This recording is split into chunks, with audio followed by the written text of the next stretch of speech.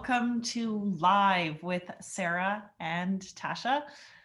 As usual, I'm Sarah Hodson, the founder and CEO here at Live Well Exercise Clinic, followed by, in accordance with International Best Friends Day, which we celebrated this past week, my work wife, my best friend, my life sister, Tasha McCrae.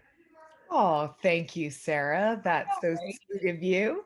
I am Tasha McCrae. I am our VP of Brand and Culture here at LiveWell. And Sarah and I are LiveWell's original exercise physiologist and health coaches. And we're so excited that you've decided to join us today.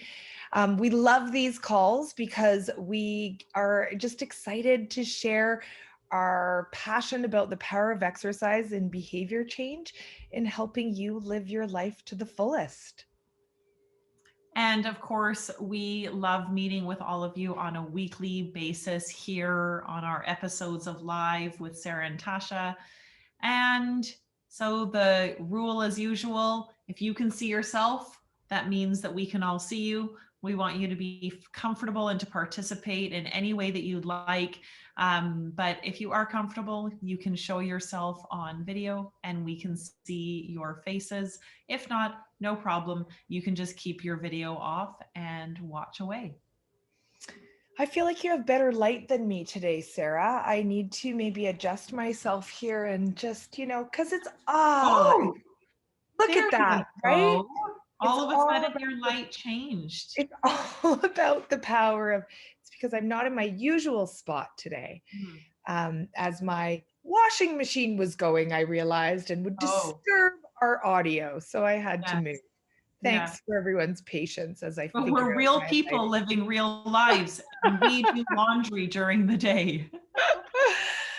All right. So remember that the chat function is open, so you can join in the conversation at any time today. We have everybody muted so that we can get a nice clear recording, so that we don't hear your washing machine in the background. But if you want to get involved in the conversation, please just go ahead and unmute yourself, or sorry, not unmute, type into the chat and we will go from there. So, today's topic is food triggers. And there's really three sort of general categories of food triggers that we're going to chat with you about today. And then towards the end, we're going to talk a little bit about intuitive eating, what that is, and what that means. So, three types of food triggers. First, there's visual food triggers. There's emotional food triggers and social food triggers.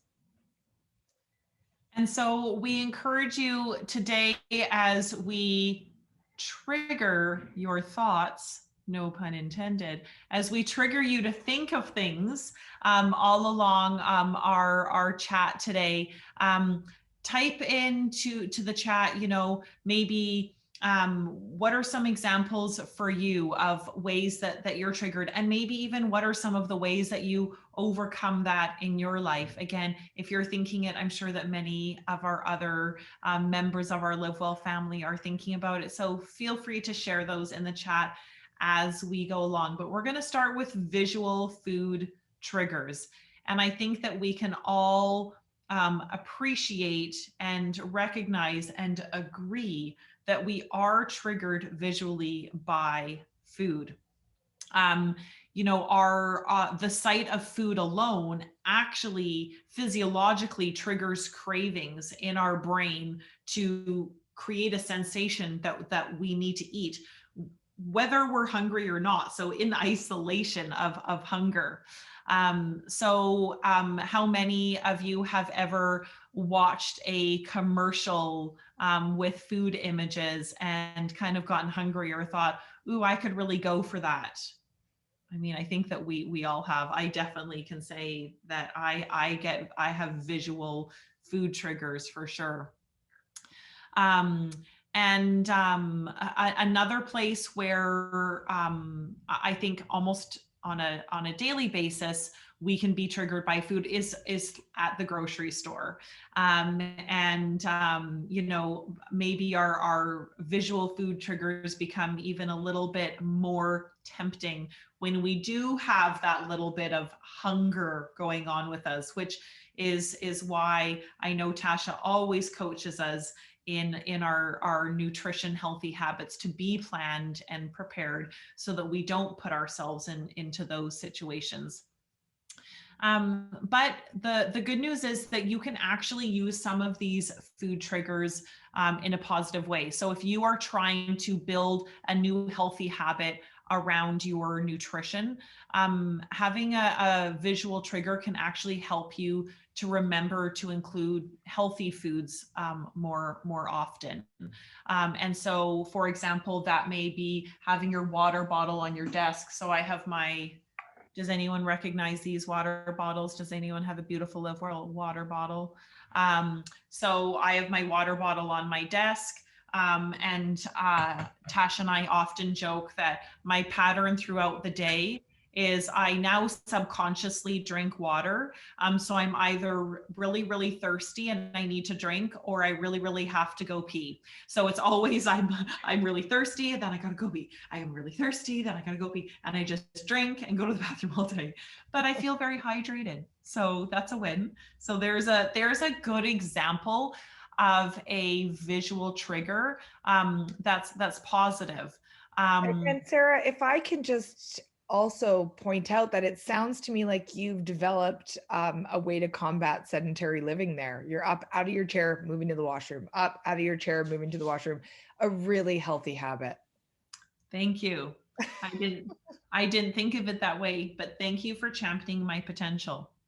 Another thing is, of course, keeping kind of healthier foods more visual. So, you know, fruit is a good example of that, but maybe it's that, you know that you're gonna come home and be in a rush. So already having kind of fruit on the island counter in the kitchen or on your desk or wherever it may be, that you feel that visual cues can actually help you to build healthy habits. Those are going to contribute to you building that healthy habit and actually make you less hungry later in the day. I see that one at my house a lot, Sarah, when I know that my family hasn't been eating quite enough vegetables. I will cut up a tray and leave it on our kitchen island. And suddenly the kids are eating all sorts of veggies because they're just in their face, right? They're just there. And I don't even have to say anything. I just have to Yeah, put them out and they start yeah, getting eaten. yeah. I love it. And if you find yourself you know, being somebody who is really visually triggered at home, doing a little bit of a kitchen clean out also could be a great way to just kind of reset what kind of visual cues you are inviting into your home environment, and to really kind of champion yourself that way. So visual food triggers. How many of you can relate to this conversation that we're having right now? And what are some of your visual food triggers? You know, I know that visual food triggers for me are something that's very real. Everything from driving past kind of a bus stop sign to, you know, again, a commercial or so forth. And so really adjusting those and kind of health hacking our own environment to bring in healthy foods and to kind of tempt ourselves that way is a great way for success. John's sharing with us that a fruit bowl on the kitchen counter is a great way, and I totally agree. Having variety of colors and even a beautiful bowl and a beautiful layout, it is enticing and it is beautiful, and it does help us to make those healthier choices. So Yeah, Over well, to the you, Tasha. next type of trigger, emotional triggers, is when we hear about a lot at the clinic. People saying, I'm an emotional eater. And we label ourselves with this sort of title of somebody who allows their emotions to trigger their either food choices or their frequency of eating. And this is pretty normal because we're all emotional eaters. Our cultures, they really tie food with celebration. We have celebratory dinners, we buy cakes and cookies, we celebrate with drinks. Like these are all part of our celebratory rituals. So, no doubt that we start coupling in our brains certain foods, certain even if they're not foods that we would, cakes and cookies and stuff, large family dinners, there doesn't mean necessarily mean unhealthy, but it may be times where we overeat or we indulge. And it's all around celebration and emotion that comes around with that feeling. So we have a lot of positive emotion wrapped up in our food behaviors. And I think that's really important because often, sometimes when people talk about, I'm an emotional eater, they're really thinking of negative emotions.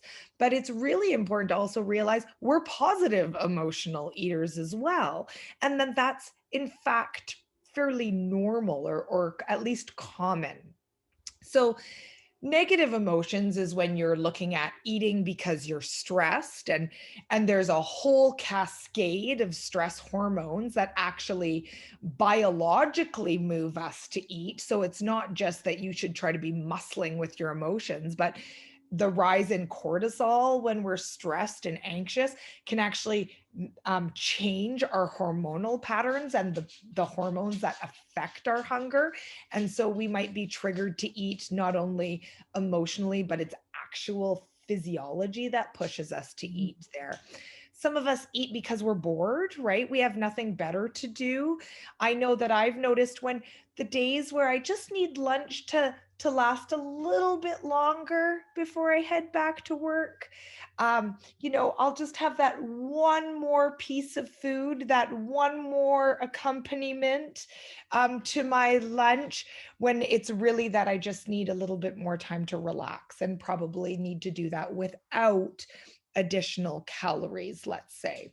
Mhm. So we reach for food as a coping mechanism for our emotions, and that's pretty normal, but we want to be aware of it. And when we are aware of when we're being triggered emotionally, then we can find a healthy replacement for those behaviors. And we can get a sense of celebration or comfort that may not necessarily derail us from our healthy eating plans, or that if we do choose to eat around those things, we're doing so without guilt. So if you notice you're being triggered, and feel free to let us know in the chat what those triggers are for you emotionally. But awareness is the first step. So if you notice that, can't change what you're not aware of. So when you notice, maybe I'm eating right now just because I'm bored, I'm stressed, I'm really excited. See if you can do some of these behaviors instead. So, if you're stressed, maybe you need to get outside and get in nature and just have some fresh air, even if it's a 5-minute walk around the block. It may be best to talk it out, to call a friend or a family member and talk about your feelings. If no one's available, don't worry. Journal writing has been shown to be just as effective. So get your emotions down on paper rather than handling them with food. Treat yourself with kind words. So if you're rewarding yourself, find sort of ways without food. We've talked about this before, that food and reward shouldn't be mixed up or complicated by adding them together. So treat yourself with kind words or some other way of treating yourself. It can be as simple as taking a moment and taking some deep breaths, whether that's a 5-minute meditation or deep breathing, or even as something as simple as just having a glass of water and Mhm. just seeing if the feeling passes, because often it does. And then, since celebration, I know I've tried to implement this in my own family, after something like Easter or Thanksgiving, or the whole family is just, we haven't listened to our fullness cues, we're stuffed. So kind of planning our celebrations around something active. So yes, we'll still eat a meal and enjoy a meal together, but putting that with something like a walk around the neighborhood or a hike or something like that can balance that out a little more. So the entire celebration isn't only about the food. I think that I love that, Tasha, and oftentimes when we specifically kind of use and probably we overuse this term emotional eating, and we kind of label it as always related to the more kind of, I guess, negative emotions, like you said, is that oftentimes when we really look at after, so if we eat based on our emotions, after our emotions actually usually feel a little bit worse, whereas when we replace it with something like going for a walk. So I'm going to give the example of like being stressed or anxious, and some people, we will choose to eat, and other people will say, okay, well, I'll go for a walk. One of them ends up in feeling worse, and one of them ends up in feeling better. And those are really the amazing choices that we have. And they're not easy things to do. We really have to be able to recognize our emotions and know what we are feeling and why we are reaching for that food. When we look at our third topic, social triggers, and we may have, somewhat avoided this one over the last, 14 months, as we haven't had the opportunity to be social. But I think a really good and important one for us to discuss today, as we are slowly starting to see our country reopen from coast to coast. And I know that we have people who join us with these episodes all the way from BC through to Ontario, and all different levels of opening. But as we do start to reopen, we are going to have more social events. We are going to have more opportunities to have picnic outside, eat out on patios, and go to restaurants. And who can even imagine going into other people's homes? I know it's something that we haven't been doing for a while, but this is when we actually have social triggers. So I think we can probably all relate to this situation where we go out for a lovely meal with friends, and we, take a look at the menu, and people start ordering appetizers. And if you really think of what you would have eaten at home, probably an appetizer in many ways would have been kind of enough to actually satisfy you as a meal. But we kind of get into the habit, and even restaurants kind of construct it in a way of, hey, what can I get you to get started? Well, at home in your own kitchen, you wouldn't just necessarily have something to get started. You would formulate a healthy, balanced meal, and you would eat that. So when we actually look at these social triggers, you know, is this times where we go out and we're having a meal with friends and people are ordering appetizers, and we kind of go with the flow of, I'll just have what they're having, or everyone seems to be ordering an appetizer, everyone seems to have gone for the dessert, and so I'll do that. And some of that is also kind of feeds back to last week, where we talked about kind of excuses, and really being able to kind of say, well, let's really look at our talk, and are we actually giving ourselves a way out here by saying, well, everyone was doing it, therefore I did it, so it was okay this time.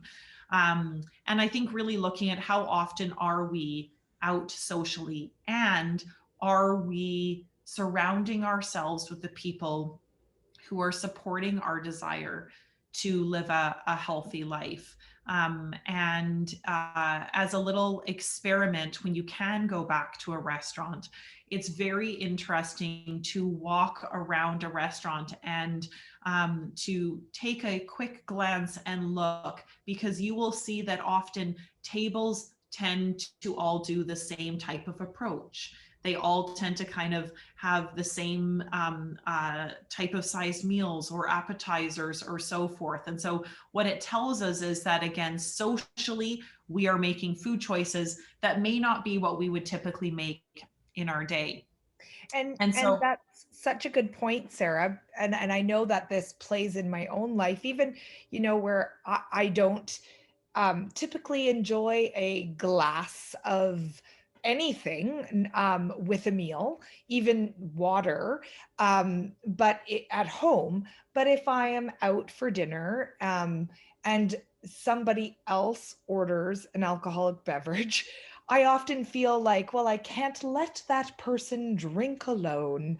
So or even if the kids at home have a bubbly, then I'll have a bubbly. Not that there's nothing wrong with that, but we often mimic our yeah, social partners that are with us as a way to feel accepted and included as part of that group. And that's normal. There's nothing bad or wrong about it, but just important to be aware. yeah. And it's that enabling versus empowering. Is someone enabling you to make the unhealthy choice? Or is someone empowering you to make better choices? And that's really the social group that we choose to eat with. So some little tips that we would kind of have here is,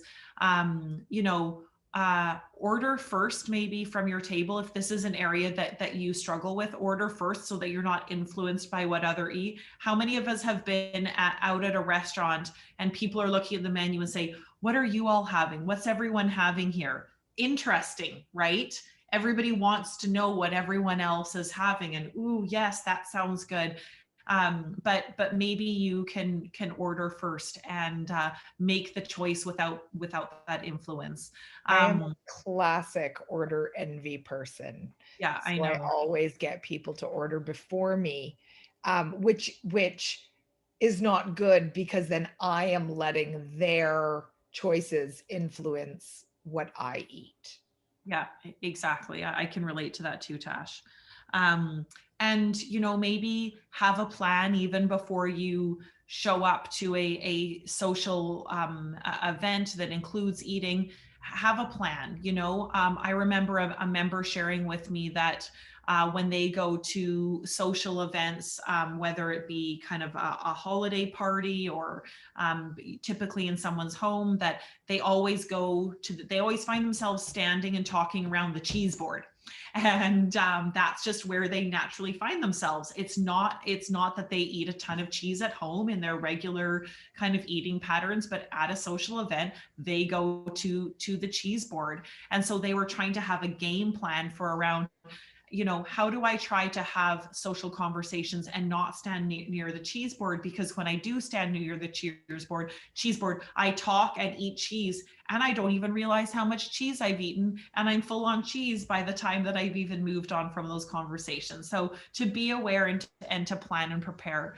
Of course, and I know that we know these things, but it is important to talk about, identify, and remind ourselves, but is just putting our utensils down between bites, not rushing our food, taking a deep breath, being present in our conversation, because or else we eat without being fully connected to our food, which doesn't truly actually satisfy us.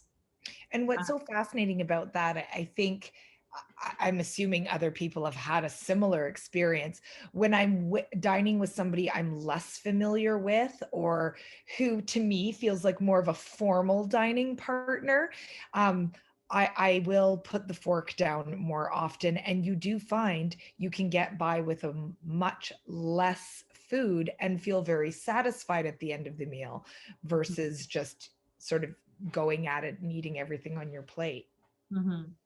And if any of you are like me, I talk a lot. And so holding a conversation and being someone who does speak actually, allows you to eat slower. And again, I think many of us can relate to, man, I've been talking the whole time. I haven't even started my meal, or the server comes by and says, how are those first few bites? And you think, oh, I haven't taken my first few bites because I've been eating or speaking the whole time. And Sarah, I just had an aha moment. No wonder my plate's always empty and yours is half full when we leave the restaurant. I know, right? I talk too much. This is a time where I will just embrace the characteristics of speaking too much. And Also, if you're in a situation where you're worried that the host may be insulted that you haven't kind of eaten everything on your plate, just take a smaller portion to start with. And therefore you don't have to kind of worry about letting the host down. Oftentimes, especially in social events where we are being hosted or we are at more of a formal event, sometimes we make food choices to please someone else and not necessarily honor ourselves and our own nutrition. Um, and of course, a hard one, but one that I think can happen slowly for you in your life. And this comes around the community and our connections. But try to avoid making food related plans with people who tend to steer you in the unhealthy food options or restaurant choices or meal choices at restaurants. There's a lot of other social things that you could do with those people, but if you find that always getting together with that group of people, that you're always ordering the this and that, and always leaving feeling quite full, maybe there's other things that you could do, like going for a walk or going to bingo or playing cards or playing board games or lots of other things. And always, how many of you have heard of kind of the 20-minute rule? You're done, you feel okay, well, I'm feeling fairly satisfied. You shouldn't have already gotten to the point where you're feeling quite full, and just waiting 20 minutes and allowing your body to adjust to that feeling of full satiation, and seeing after 20 minutes, am I really still quite hungry? And in more times than not, you actually find that you are fully satisfied. Yeah, So, we've had a great a tip shared in the chat, Sarah, okay, to check the menu online before going to the restaurant and sort of I love that determining one. what you want to eat before you get there, and can sort of be swayed by your social situation. So you just have to stand firm once you get to that restaurant. But I think that's a great strategy for somebody like myself, even, who is an order envier. So managing our food triggers is really part of a larger movement called intuitive eating. And this intuitive eating movement is about reconnecting with our natural food, our natural hunger cues, and eating any food based on that, rather than due to sort of a social trigger, a visual trigger, an emotional trigger, or other things that can trigger us, like time of day, like, well, it's lunchtime, better eat. I'm not that hungry, but it's lunchtime, so I'm going to eat, right? Mm. Or by eating simply because a diet or a certain um, eating prescription has told you to eat. So intuitive eating is sort of really getting back and reconnecting with those physical hunger cues. And on the flip side of that, the signs of fullness that you have, so that you can stop, and that you're not finding at the cheese board that you filled up on all of this cheese and now you're not feeling well as a result. You're able to sort of gauge that. So you leave feeling satiated, and there's no feeling either physical discomfort when you're done eating, or emotional discomfort when you're done eating. So, our signs of physical hunger, to reconnect with them, they really are that growling stomach, um, feeling a little bit fatigued or even irritable. And now I'm not suggesting that you let your hunger go until you can, hear your stomach across the room and you're snapping at people and falling asleep at your desk. We want to catch them and feed ourselves much earlier, but learning to listen to that natural hunger and to use that in order to trigger us to eat and respond to those cues nice and early so we're feeling well, can lead us to not overeating as well. So if you're hungry and you let it go, you let it go, you let it go, either because you're waiting for the meal or you're not aware at earlier stages of hunger that it's happening, you're more likely to overeat. And not only that, but if your blood sugars are dipping, again, just like when we talked about stress and cortisol, what you're going to find is your body's calling for foods that are really fast acting carbohydrates. And so that's when you may find yourself reaching for things that have a lot of sugar in them or a lot of refined carbohydrates in them. Those are the times when maybe your apple or something like that. That might have more fiber, it just seems less appealing to you. You're struggling to make those healthier choices, if you will. Mm-hmm. So, the thing that's I think why intuitive eating is coming up in the world of diet, it's kind of a backlash to the diet culture that has been around for so long, but it's really focused on promoting a healthy attitude towards food and our bodies, and it really steers us away from saying a food is good or bad or right or wrong. And even, I hear Sarah and I say healthy versus unhealthy. So it's natural for us to try and label foods and label the way we eat as either good or bad.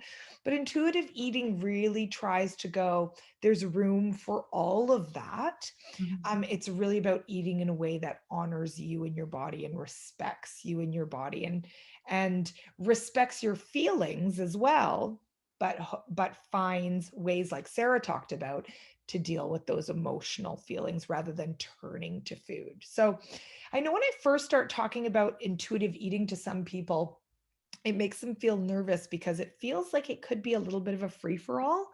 Like, well, if foods aren't good or bad and I can eat whenever I want, whatever I want, this is, I'm going to go crazy. And that's really not what it's about. Again, it's about honoring our body's natural rhythms, respecting ourselves. And some of that will be around the food choices we make, listening to our fullness cues, stopping before we get uncomfortable, and really enjoying our food without the guilt and shame that comes around it. And a really important part of intuitive eating is to be aware of your food triggers. What is triggering you outside of physical hunger? What are those visual, social, emotional reasons that you're turning to food? And just to look at them with a lens of curiosity, not necessarily to say it's good or bad. I'm an emotional eater and label it, but to look at it with curiosity and go, is this serving me best? Is this the best way for me to respect myself and my body? And is there a better choice that I could make that would serve in my best interest? I love that. Um, and so maybe as we move into what to do to live well this week, Tasha, who gave us a very good launching off point there. This week, we encourage all of you to just, see how you can eat more intuitively. Listen to your hunger and your fullness cues. Maybe choose a strategy to implement the next time you do feel yourself feeding your emotions. Maybe something that ends with you feeling better than you feeling worse. And consider strategies for your next social outing, which hopefully is sooner than later, but it may be, depending on what province you're in, a week away or several potentially months away. But starting to really think about that and what's really in line with your goals and with how you are trying to honor your body. And of course, exercise is a powerful tool for us to deal with stress. So make sure that you make a date with exercise and go into your member portal, reflect back on what you were working on last week, rate your success, and make a plan for moving forward for the next week. Choose one, two, maybe three things that you feel are going to drive you towards your personal health vision.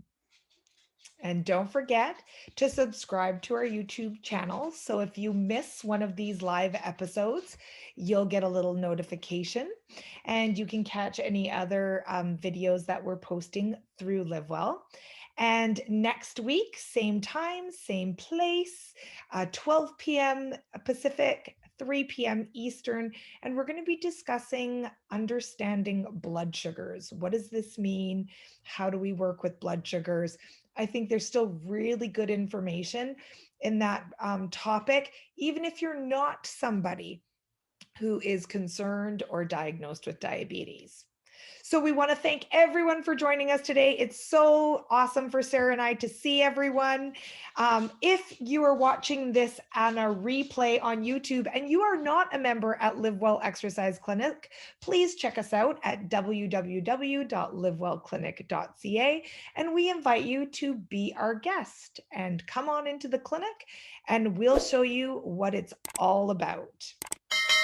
Awesome. Thank you, everyone. And we will see you next week. We can end with our joy jazz hands. Take care, everyone.